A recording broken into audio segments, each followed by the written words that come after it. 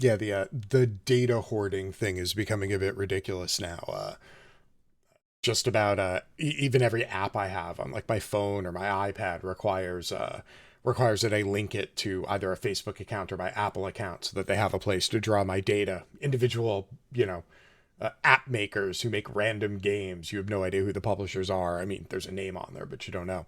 But yeah, it's gotten ridiculous with big data, and now the newest form of big data is big DNA data.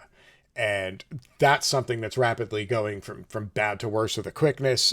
Stuff like Ancestry, 23andMe, where you like swab the inside of your mouth and you mail away, the DNA swab and write them a check for like $500 and you send it to them. And like a month later, you get a report back and it tells you, percentage of your genealogy as to where you come from, where in the world, and if you have any genetic predispositions or diseases. I'm half Greek, and there's like a genetic flaw that rolls around with some Greek people. It's like some weird, rare genetic disorder.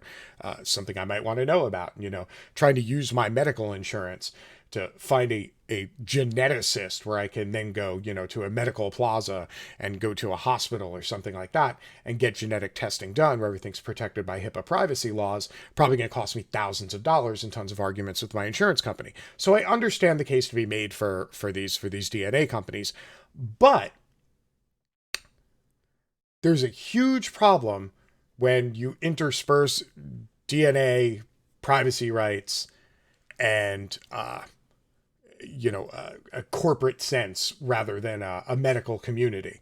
So I want to roll through something real quick that I saw and just show you how much money is behind your genetics and how cheaply the most private data that you have is being sold and shared. The genetic company Ancestry.com is selling for $4.7 billion. And that money is based on, two things there. All the patents that they have on their different testing techniques and the hoard of data that they have, i.e., millions of people's DNA that they can sell and use over and over again. It's literally the gift that keeps on giving. Blackstone Group agreed to acquire genealogy provider Ancestry.com for $4.7 billion. Ancestry is the world's largest provider of DNA services, allowing customers to trace their genealogy and identify genetic health risks with tests sent to their home. Blackstone's hoping that more consumers staying at home amid the pandemic will turn to Ancestry for its services. Quote, "We believe Ancestry has significant runway for further growth as people of all ages and backgrounds become increasingly interested in learning more about their family histories and themselves." Because we as a people, especially here in America, we only have a few hundred years of national culture, and we have really, no sense of time. There are countries that have been on the map for thousands of years, and we've been here for like 250, just swinging our dicks around.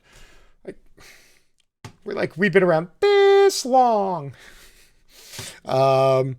The deal is Blackstone's first acquisition out of Blackstone Capital Partners, the largest ever private equity fund that raised $26 billion from investors. That's right, a bunch of extremely wealthy people were like, we should form a capital group so we can buy even bigger stuff, and got more elite wealthy people to give them billions of dollars. And then they spent a year, looked around for what they decided they wanted to buy, and they decided they wanted to buy your genetics for a hair under $5 billion. Ancestry has more than 3 million paying customers in about 30 countries, earns more than $1 billion in annual revenue. It was launched in 96 as a family history website, and they've continuously improved it. This is great. Blackstone is buying Ancestry.com from private equity firms Silver Lake Equity, Spectrum Equity, and Permira Equity. Singapore's sovereign wealth fund GIC is another Ancestry investor who will maintain their minority stake. The acquisition's price tag represents a significant jump to Ancestry's valuation from 4 years ago, when Silver Lake Equity and GIC bought into the company at a $2.6 billion valuation. The only thing that's changed in the last 3 years is the size of their genetic database. Now, again, the reason why I'm talking about this, and it's sort of vectored in from the social media conversation, is because for years, any kind of opt-in technology that you use, there has been more and more stuff added to terms and conditions where they can requisition your data, even stuff if you're using an iPad or an iPhone and you'd be playing a game, a free app, and it still wants your location services turned on, or it has to be tied to your Apple account because they want to know about where you live and what your usage habits are, what your shopping habits are.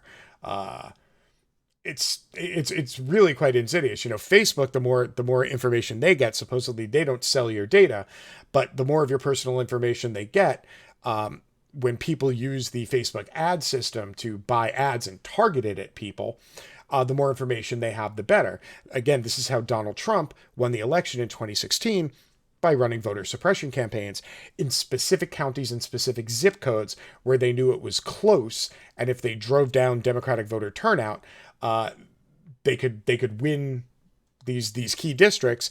So, for example, if you were like a middle-aged white woman and you lived in Madison, Wisconsin, the week before the election, every time you logged into Facebook, the first thing in your feed was a video ad that automatically started playing, and it was Hillary Clinton talking about how she would ban certain forms of late-term abortion.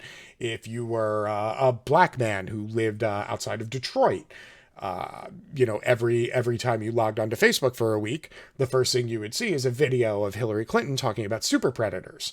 And they were able to do this through targeted ad placement because they knew people's ethnicities, age, zip code, usage patterns, what groups they were in, what establishments that they went to when they had a cell phone in their pocket and they were on Facebook and they had their location services turned on.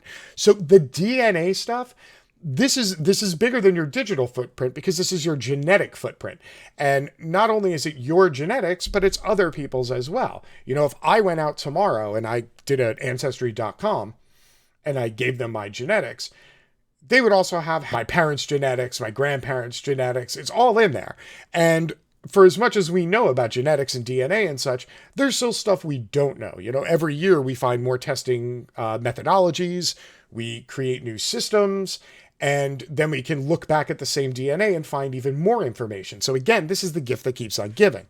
Now, more than 15 million people have undergone direct-to-consumer DNA testing by as of early 2018, and researchers estimated that 60% of searches of a database with 3 million U.S. residents of European descent could lead to a third cousin or closer match. So again, hey, find out who you're related to. Now, I don't know about the rest of you. I know who the 10 or 12 members of my family are. I'm good. I don't need any extra family. I can barely get through Thanksgiving without a drunken argument about the police. I don't need that kind of negativity in my life, but hey, if it's your thing, it's your thing. I get it.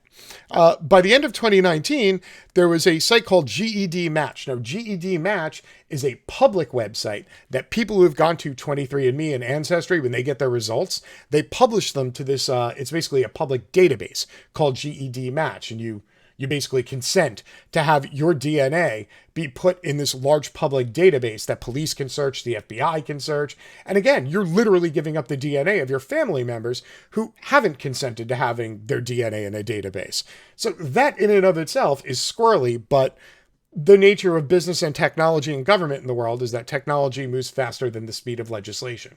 So when you're first out of the gate or you're way far ahead of legislation, it's pretty much you do as much as you can and make as much money as you can before there are finally laws or regulations that limit what you can sell and what you can give access to. So right now, it's like the wild, wild west. They're just out there slinging data around. And by data, I mean your genetic code.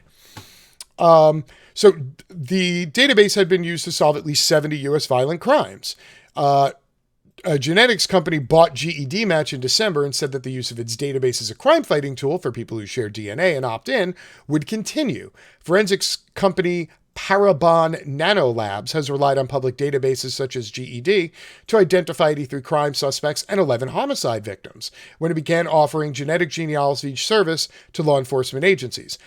in an email, the company stated it charges law enforcement $1,500 to process DNA and another $3,500 for the genealogy research time. So once again, there are companies profiting off of your DNA, even if you did not consent to have your DNA be accessible by law enforcement.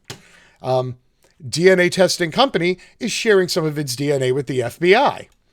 And none of this is new. However, there is a really great thing in here I wanted to share with you.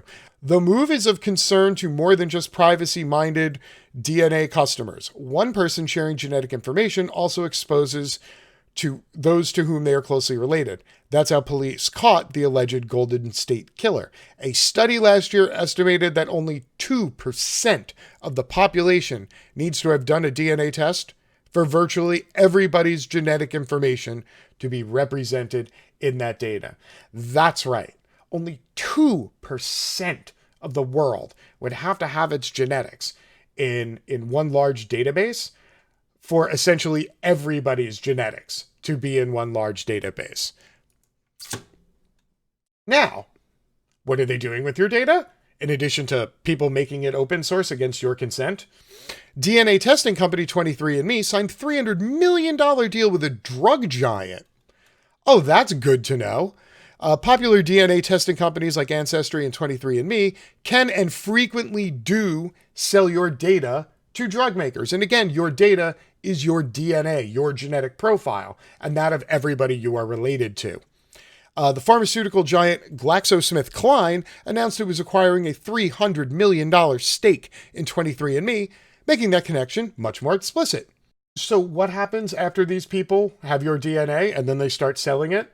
You're not very happy about it? If you want to delete your DNA test results with Ancestry, use the navigation bar at the top of the homepage to select DNA. On the page with your name at the top, scroll to the upper right corner, select Settings, and then go to Delete Test Results.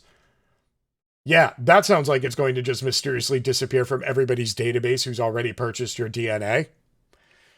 The company's latest privacy statement says that doing this will result in Ancestry deleting the following within 30 days. Quote, all genetic information, including derivative genetic information from our production, development, analytics, and research systems. However, it says if you opted into Ancestry's, quote, informed consent to research when you signed up, the company cannot wipe your genetic information from any active or completed research projects.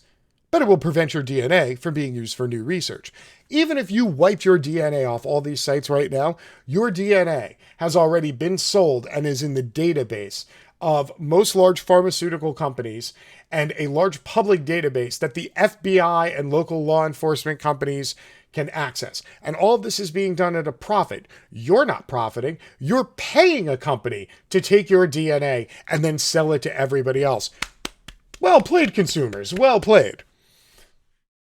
And last but not least, lest you think that, this is something that is just totally amazing and that there is no bad flip side to it and that surely people just aren't doing this for profit, I would like to remind you all that there are still close to 250,000 untested rape kits in police precincts all across America.